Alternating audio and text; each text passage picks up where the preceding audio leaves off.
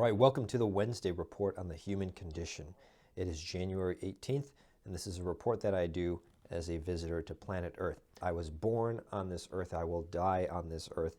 That, by definition, I think makes me a visitor, but if that's true, it's probably true for all of you out there too. Anyways, what are we talking about today? Well, it's still January, and New Year's resolutions happened recently. So I'm observing the human population sort of forecast what they want to accomplish the next year. The only species on the planet that is capable of setting a resolution for a year ahead. And what really are they celebrating?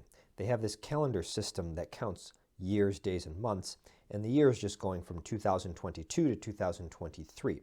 Kind of bizarre given that the Earth is actually 4.5 billion years old, but whatever, I guess we started counting late, and we started counting 2,000 years ago.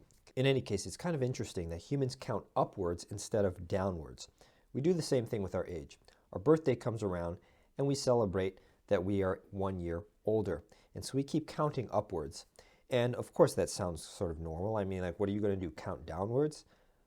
But the truth is that this energy system that we refer to as ourselves will cease to function at some point in time. We just don't know exactly when, right? Let's just say we take the average life expectancy, and let's suppose that we made a calendar with 1 day for each day that you'll be alive. And each evening, you would put an X on the day that you just lived. And so you would visually see that you just lost one more and you have this limited quantity left. Psychological studies on loss aversion have shown that the human mind is more bothered by a loss than it is benefited by a gain.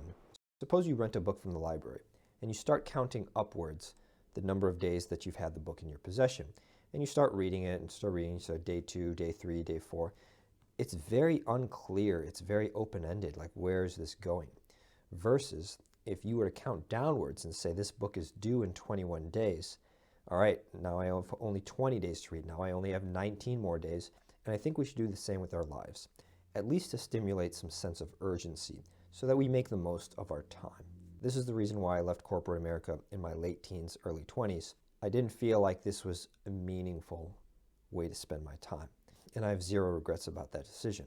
But what's important is to continually come back to that sense of urgency and say, am I putting my existence first? In my opinion, existence takes top priority because every second that you exist is a second you will never get back. Think deeply and put your existence first.